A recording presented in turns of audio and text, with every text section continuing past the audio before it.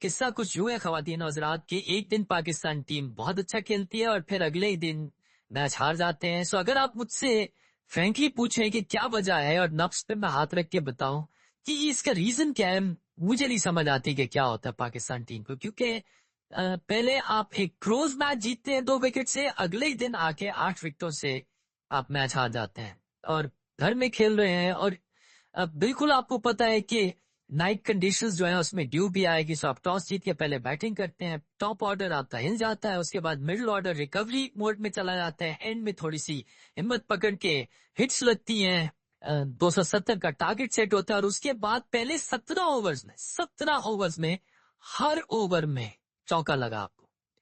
और इसका मतलब क्या है कि बॉलिंग में डिसिप्लिन नहीं था, पार्टनरशिप आपने 80+ की होने दी, और एक तरह से प्लेटफॉर्म सज गया। उसके बाद फिर जितने भी बल्लेबाज आए उन्होंने खातिर में नहीं लाया पाकिस्तान के बॉलिंग अटैक को।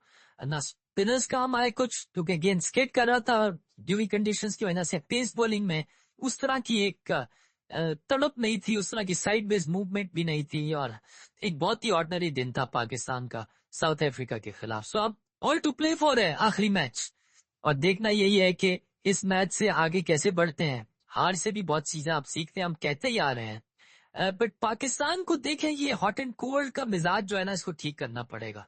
तो आज गलतियां क्या हुई? गलतियां ये हुई कि आपका टॉप ऑर्डर जो है वो तेज बॉलिंग के खिलाफ हिल गया। उसके बाद मिडिल ऑर्डर में बहुत ज्यादा डॉट बॉल्स खेले।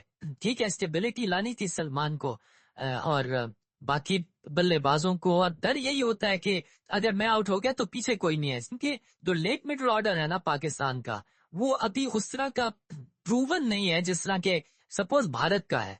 सो आप खुल के खेल ही नहीं सकते हैं, आप पे ये एक्स्ट्रा रिस्पॉन्सिबिलिटी होती है कि मैंने अब इनिंग्स को चलाना है, मैंने लेके जाना है, और एंड पे हम उनके लिए बस 10-12 ओवर्स छोड़ सकते हैं जहाँ पे गटका चलेगा और वो चौके छक्के मार के कुछ और हमारी रिकवरी कर लेंगे। इस तरह से आपके लंबे स्कोर हो नहीं सकते हैं। सो पाकिस्तान को 300 का टोटल टारगेट करना चाहिए था। और फिर बॉलिंग में जैसे मैंने कहा कि कुछ खास परफॉर्मेंस थी नहीं। एक दफा स्टार्ट मिल गया साउथ अफ्रीका को, और क्विंटन डी कॉक ने 22वीं अपनी सेंचुरी खड़का दी।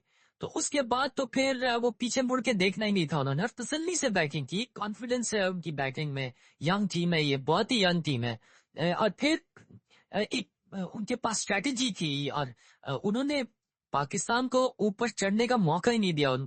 बॉलिंग के पॉइंट ऑफ व्यू से अटैक किया, सिंगल्स दी, रिदम था, और जिसकी वजह से पाकिस्तान जो थे वो कभी भी स्मैश में नहीं आया। फिर 3-4 कैचेस भी ड्रॉप कर दिए, मुश्किल कैच थे। एक कॉटन बॉल खान नसीम शाह का आसान था, बट बाकी के मुश्किल कैच थे।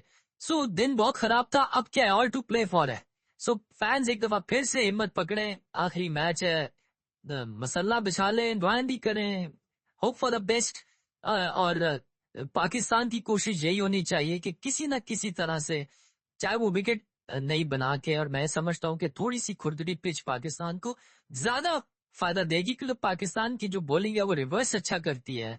और फिर उसके बाद स्पिनर्स का जब गेंद ग्रिप और स्पिन होता है तो फिर अब हमारे चांसेस भी थोड़े से बढ़ जाते हैं। और बैटिंग हमारी ऐसी चलेगी, चाहे बैटिंग सर्फिस हो या ना हो।